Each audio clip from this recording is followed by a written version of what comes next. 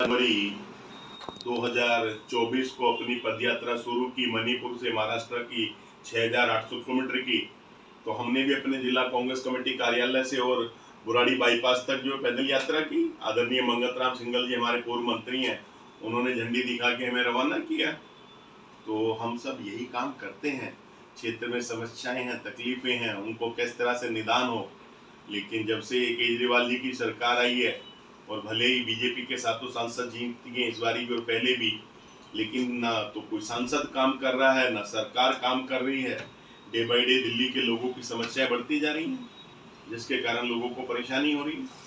आप देखिए, शीला जी के समय में चाहे सीनियर सिटीजन पेंशन हो, लाडली योजना हो, राशन कार्ड हो, ड्राइविंग लाइसेंस हो, नाली खरंजा, पानी, एनवायरमेंट, ट्रांसपोर्टेशन, सब चीज में उन्होंने काम किया। दिल्ली को फ्लाईओवरों का शहर बना दिया और दिल्ली के अंदर पॉल्यूशन को कम किया। तो और श्रीमती शीला दीक्षित जी के बारे में अनाप शनाप बातें करते थे कि मेरे पास इतने सबूत हैं इनके खिलाफ भ्रष्टाचार के, अगर हम सरकार में आएंगे तो इनको सीधा जेल भेजेंगे। लेकिन शीला दीक्षित जी के खिलाफ तो एक भी भ्रष्टाचार का आरोप कहीं मिला नहीं। 15 साल वो शासक रही और उन्होंने दिल्ली के काया बदल दी। लेकिन जो अपने आप को ईमानदार कहते थे, आज आधी ज्यादा सरकार जेल में है। तो आप देख सकते हैं कि ईमानदार कौन था। सिर्फ अपने आप को कट्टर ईमानदार कह देने से कोई ईमानदार नहीं होता। तो चरित्र में दिखता है, आपके व्यवहार में दिखता है, आपके आचरण में दिखता है। तो इनके ना आचरण में सच्चाई दिखती है, ना ईमानदारी दिखती है, ना लोगों के लिए हमदर्दी दिखती है।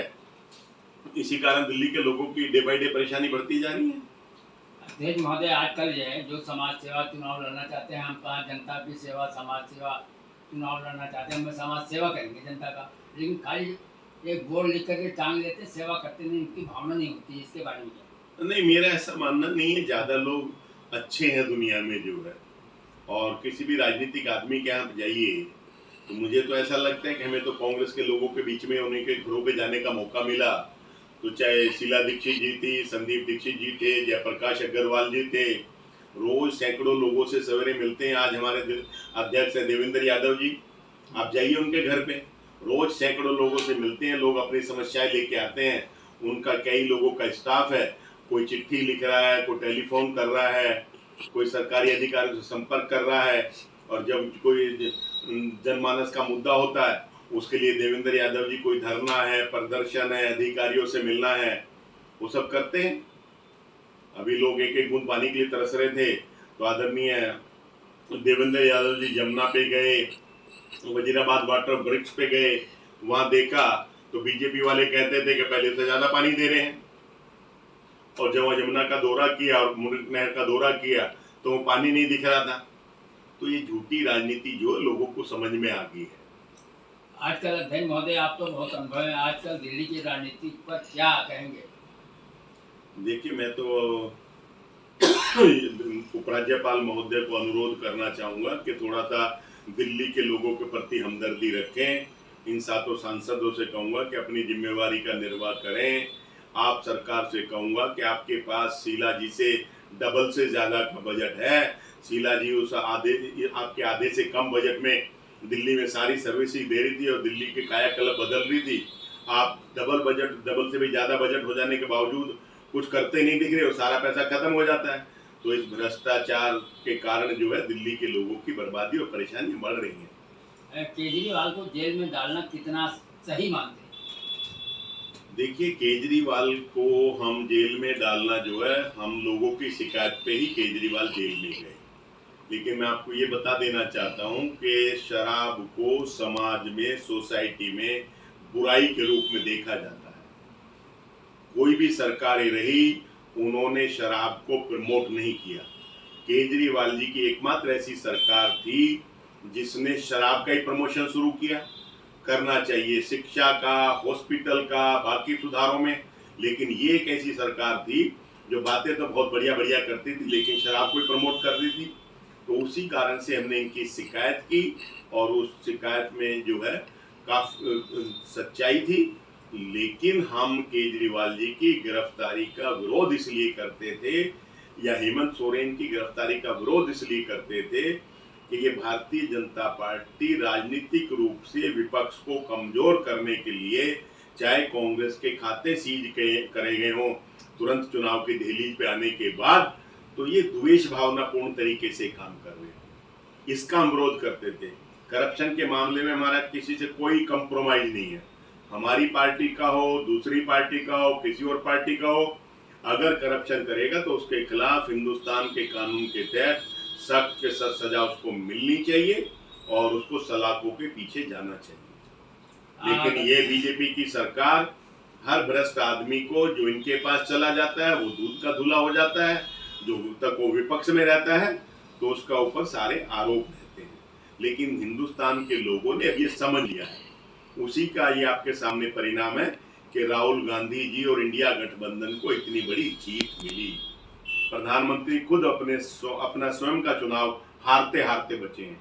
आज तक जितने प्रधानमंत्री बने सबसे कम मार्जिन से जीतने वाले नरेंद्र मोदी प्रधानमंत्री हैं। आगामी चुनाव में क्या अभी भी आम आदमी को मौका मिलना चाहिए? यदि नहीं तो क्यों? यदि हाँ तो क्यों? फिर क्यों लाना चाहिए?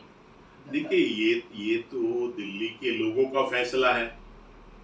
हम अपनी बात रख रहे हैं। आज हम किसी गली मोहल्ले में जाते हैं तो जब किसी भी गली मोहल्ले में जाते हैं, श्रीमती शीला दीक्षित जी के 15 साल के उस काम का और केजरीवाल जी के 3 बारी मुख्यमंत्री बन जाने के बाद के काम का जब लोग आंकलन करते हैं तो सिर्फ और सिर्फ यही कहते हैं कि इस देश को और इस दिल्ली को कांग्रेस ही चला सकती है, और जो कांग्रेस की मुख्यमंत्री शीला दीक्षित जी ने, उनकी सरकार ने किया, दूसरा कोई कर नहीं सकता।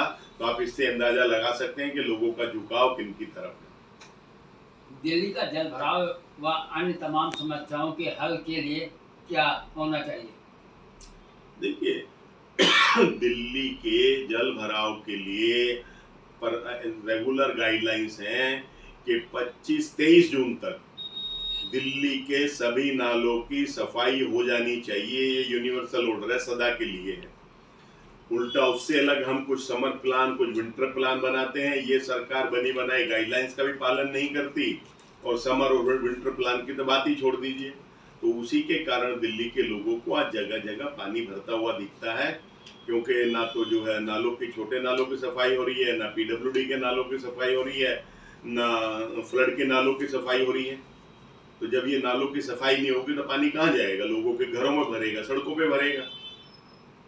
अच्छा अध्यक्ष महोदय, दिल्ली में लगातार बुलडोजर अब चलाया जा रहा है, गरीब जनता सड़कों पर आ जा रही है, इस पर आप क्या कहें? देखिए, ये सरकार किसी कानून को मानती नहीं है। अगर किसी जगह को एक्विजिशन में लेना होता है या अपना कब्जे में लेना होता है तो कानून में मंथ निर्धारित है कि इस महीने में आप इन जमीनों को वापस ले सकते हैं। आप बरसात में, सर्दी में कभी भी किसी के मकान को उजाड़ दें, किसी के जमीन पे कब्जे कर लें, ये सब कर लें, ये नहीं होता। कानून में एक प्रक्रिया है, लेकिन ये किसी प्रक्रिया को मानते नहीं है। उसी का कारण है कि लोगों को दिक्कतों का सामना करना पड़ रहा है। श्रीमती शीला दीक्षित जी जब 2013 में हम लोग सरकार से बाहर हुए, उस वक्त दिल्ली के अंदर 47,742 मकान जो है दिल्ली के अलग अलग कोनों में हमने राजीव रतन आवास योजना के नाम से बना के छोड़े थे, जिनमें फ्लैट नंबर अलॉट है, बिजली पानी सब कुछ लगा हुआ है। सिर्फ वो मकान हमने अलॉट करने थे और दिल्ली के गरीब लोगों के लिए वो मकान थे। लेकिन हम सरकार से बाहर हो गए, केजरीवाल जी सरकार में आ गए, एक भी मकान केजरीवाल जी ने उस राजीव रतन आवास योजना का गरीबों को दिया नहीं। योजना का नाम बदल के रख दिया मुख्यमंत्री आवास योजना। वहां पे बोर्ड जरूर बदले गए, लेकिन एक भी मकान गरीबों को आज तक नहीं मिला। वहां कुछ सिमेकी या बेड एलिमेंट जो है, उनके दरवाजे, चौखट, ये तमाम चीजें, बिजली के स्विच निकाल के ले गए और वो सब खंडर हो गए। हमारे यहाँ बुराड़ी 60 फुटे रोड पे है, जो हमारा देवेंद्र यादव अध्यक्ष जी हैं, उनकी विधानसभा के क्षेत्र में 4200 मकान बने हुए हैं, कोई मकान अलॉट नहीं हुआ। इस सरकार के पैसे से बने थे, गरीब लोगों के लिए बने थे, लेकिन गरीबों से हमदर्दी होगी तो देंगे, और गरीबों से हमदर्दी नहीं होगी तो जान के इसलिए नहीं दिए थे कि तुरंत अभी देंगे तो ये हो जाएगा कि कांग्रेस के बनाए हुए मकान हैं। तो पहले उनके नाम, उन योजना का नाम बदला और फिर वो खंडर हो गया, आज तक वो दिए नहीं गए। ये मैंने सुना हूँ भरसवा डेयरी पर इस पर भी बुलडोजर चलने वाला है। सॉरी। देखिए, ये दरअसल क्या है कि मास्टर प्लान जो है वो लागू नहीं हुआ है पूरी तरह से, जिसके कारण हमारे यहाँ समस्याएं बढ़ती जा रही हैं।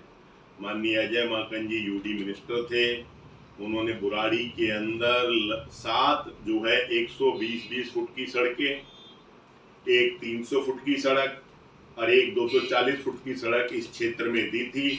अगर ये सड़कें बन जाती समय रहते तो ये दिल्ली के सबसे खूबसूरत एरियो में से एक एरिया होता और लोगों को सुविधा होती। लेकिन सरकार के पास कोई प्लान नहीं है, इस कारण से दिल्ली के लोगों की समस्याएं बढ़ती जा रही हैं। चाहे वो डेयरी वाले लोग हों, चाहे अनऑथराइज कॉलोनियों में रहने वाले लोग हों, चाहे गांव के लोग हों, हर आदमी सरकार से परेशान है। आज मैं आपको बताना चाहता हूं कि श्रीमती इंदिरा गांधी जी ने और कांग्रेस की सरकार ने कॉलोनियां पास की। जब कॉलोनियां पास की तो हम एक गजट नोटिफिकेशन लाके आते थे कि खसरा नंबर इतना इतना इतना इतना या किला नंबर इतना इतना ये आबादी होगी है और इसको हम पास कॉलोनी और वो रेगुलाइज कॉलोनी की श्रेणी में पास करते हैं।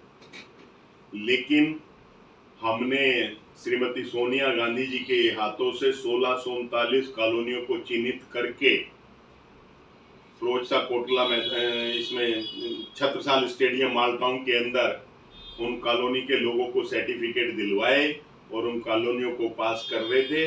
लेकिन हमारी सरकार चली गई। उसके बाद प्रधानमंत्री जी ने एक नई योजना बनाई और हर व्यक्ति को, उस कॉलोनी में रहने वाले व्यक्ति को लाखों रुपए खर्च करके पीएमवाई योजना के तहत तब जाके उसको मालिकाना हक या उसका मकान पास माना जाएगा।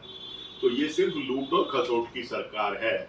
तो जो काम सहज सरल तरीके से हो सकता था, ये सरकार उसमें भी हर चीज में पैसा लेती है। ये कोई भी सर्विसेज आपको फ्री नहीं देगी। कहने के लिए सड़कों का जाल पुर रहे हैं, लेकिन घर से बाहर निकलते टोल देना पड़ता है। अरे भाई, जब हमारे टैक्स के पैसे से सड़क बन रही है तो फिर टोल किस बात का लिया जा रहा है? मेरे तो पैसे से बन रही है। लेकिन आज गरीब लोगों को लूटा जा रहा है और लूट के चंद पूंजीपतियों को उसका फायदा पहुंचाया जा रहा है, जिसके कारण अमीरी और गरीबी का फासला बहुत स्पीड से बढ़ रहा है। 2-3 घराने हैं, वो रोज 1,500 करोड़ रुपए की आमदनी है और यहाँ बाकी जो है उनको 150 रुपए भी नहीं। तो ये सरकार की गलत नीतियों का खामियाजा है, जिसके कारण ना महंगाई कंट्रोल में हो रही है, ना बेरोजगारी कंट्रोल में आ रही है, ना सरकार का उस तरफ ध्यान है। मैं उदाहरण के रूप में छोटी सी बात आपको कहना चाहता हूँ। आप तो पूरी दिल्ली से अनभिज्ञ हैं, हर चीज के बारे में जानते हैं। बुराड़ी विधानसभा में लगभग पिछले 10 सालों में 2004 से 2014 तक हमने कई बैंकों को खोला, लेकिन मोदी जी की सरकार आने के बाद बुराड़ी गांव छोटी सी जगह, इसमें 5 बैंक बंद हो गए। देना बैंक यहाँ पे बंद हुआ, इलाहाबाद बैंक यहाँ पे बंद हुआ, ओरिएंटल बैंक ऑफ कॉमर्स यहाँ पे बंद हुआ, कैनरा बैंक की ब्रांच यहाँ पे बंद हुई। तो एक बैंक हो रही है, 5 बैंक हैं। तो इस छोटी सी जगह में सरकार की गलत नीति का ये कार्य हुआ कि 5 बैंक बुराड़ी क्षेत्र से बंद हो गए। इन बैंकों में ज्यादा नहीं तो कम से कम 15-15 आदमी काम करते होंगे, तो 75 तो लोग अनएम्प्लॉयमेंट में गए। और उसके बाद जिनके वहां खाते थे उनको परेशानी, उनको सरदर्दी।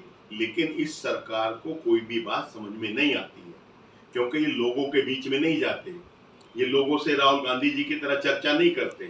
आज राहुल गांधी तो देश के प्रधानमंत्री नहीं है, लीडर ऑफ अपोजिशन है, लेकिन मणिपुर जाते दिखते हैं गरीबों के साथ, कमजोरों के साथ, तो राहुल गांधी प्रधानमंत्री नहीं जाते। देश के दूसरे राज्यों में कहीं को आपदा आती है तो वहां जाते दिखते हैं, तो राहुल गांधी प्रधानमंत्री नहीं जाते। अरे भाई, प्रधानमंत्री किस लिए चुना था? कि इस नए भवन में बैठने के लिए चुना था? प्रधानमंत्री इसलिए चुना था कि आपके पास देश का इतना बड़ा खजाना है कि जब किसी पे कोई आपदा, कोई विपत्ति आए तो उसको जाएं और उसका वहां निवारण करें, उसकी कुछ मदद करें। लेकिन प्रधानमंत्री ने 16,000 करोड़ रुपए का हवाई जहाज तो खरीद लिया, जिसकी देश को आवश्यकता नहीं थी। दिन में 6 जोड़ी कपड़े बदलते हैं। आप है सवेरे पहन के चले, मुझे लग रहा है शाम तक इसी नीले कुर्ते को पहन के रहोगे, बहुत सुंदर लग रहा है वैसे आपका कुर्ता, लेकिन शाम तक इसे पहनोगे। मगर प्रधानमंत्री के वस्त्र जो है 2-2 घंटे में बदलते हैं। तो ये देश का दुर्भाग्य है, लोगों ने गलत लोगों को चुन लिया है, उसका खामियाजा लोग तो भुगत ही नहीं, देश को भी भुगतना पड़ता है। मैं आपको बताना चाहता हूं कि जब मनमोहन सिंह की सरकार थी तो देश पे लगभग 49,000 करोड़ रुपए का कर्जा था। आज वो कर्जा बढ़ के 2,47,000 करोड़ रुपए हो गया है। तो ये सब वो चीजें हैं कि सरकार गलत नीतियों के कारण देश को डुबो रही है और देश का नुकसान कर रही है। अच्छा अध्ययन महोदय, बिजली का रेट बढ़ना और ऊपर से मीटर तक का नहीं देना कितना उचित है? देखिए, बिजली ना देना इस सरकार की गलत नीतियों के कारण है। मैं आपको बताना चाहता हूं कि जब शीला दीक्षित जी पहली बारी मंत्री बनी और डॉक्टर नरेंद्र नाथ हमारे पावर मिनिस्टर थे, तो इन लोगों ने पूरी दिल्ली के अंदर सिंगल फेस यूनिट कनेक्शन देने का प्रोविजन किया और धड़ाधड़ पूरी दिल्ली में इन तमाम 1600 कॉलोनियों में सबको बिजली मिल गई थी। उससे पहले सब लोग चोरी की बिजली इस्तेमाल करते थे, चाहते हुए कनेक्शन नहीं मिलता था तो चोरी करनी पड़ती थी। 1-1 किलोमीटर लंबे लोग तार डालते थे और पुलिस के लोग और बिजली के लोग आते थे, तार भी काट के ले जाते थे, मुकदमे और जब बनाते थे। लेकिन हमारी सरकार आई, हमने सबको बिजली दी और उस वक्त ऐसा दौर था कि 14 से 15 घंटे दिन में बिजली आती थी। जहांगीरपुरी जैसा, मुकंदपुर जैसी जगह हमारी विधानसभा का जो हिस्सा है, वहाँ कई बार ये देखा गया कि 3-3 दिन तक बिजली नहीं होती थी और लोग जीटी रोड को, बाईपास को बंद कर दिया करते थे, जाम लगाते थे। हाँ, लेकिन हमने बिजली में इतना सुधार किया कि बिजली का जो उत्पादन है उसको हमने बढ़ाया।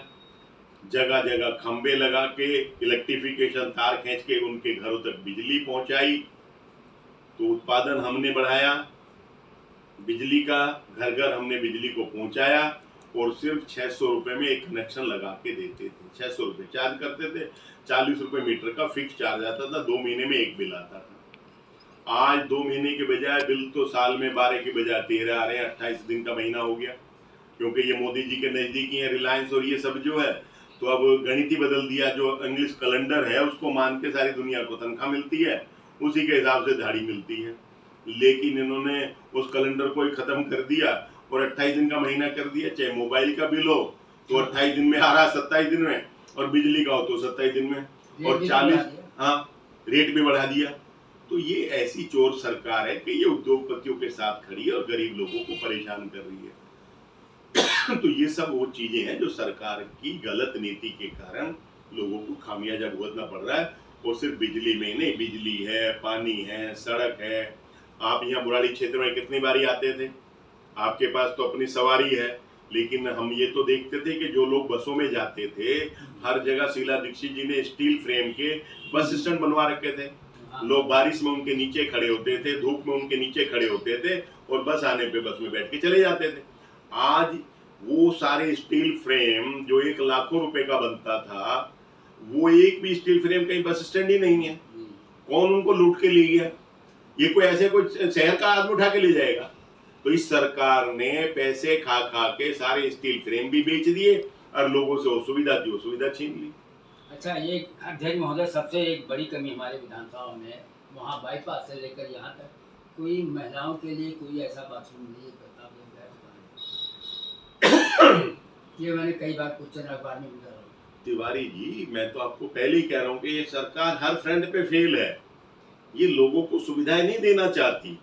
आप तो गवाह हैं, जब 2010 के अंदर माननीय जयप्रकाश अग्रवाल जी ने यहाँ से लेडीज स्पेशल बस चलवाई थी नत्थुपुरे से सेंट्रल सेक्रेटेरिएट के लिए। एक बस सवेरे 7 बजे चलती थी, एक बस 8 बजे चलती थी, एक बस 9 बजे चलती थी। ऐसे ही सेक्रेटेरिएट से 3 बसें शाम को आती थी, 5 बजे, 6 बजे और 7 बजे। यही ऑफिस से लोगों को आने जाने का समय होता महिलाओं का। तो हमने लेडीज स्पेशल बस चलाई थी। आज वो बस है, वो बस बंद होगी। किसने बंद कर दी? इस सरकार ने बंद कर दी। तो आप क्या करेंगे? तो हम जो है, जितनी भी सुविधाएं शीला जी ने यहाँ के लोगों को दी, कांग्रेस की सरकार ने दी, ये सरकार कहीं ना कहीं उन खर्चों को वहन करने की स्थिति में नहीं है, कि वो वहन करने की स्थिति में नहीं है। इसलिए नहीं है क्योंकि वो भ्रष्टाचार में लिप्त है।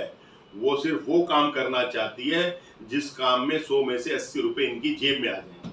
ये इसीलिए जो है ये सब काम आपको बंद होते दिख रहे हैं। इसीलिए लोगों को सुविधाएं नहीं मिल रही।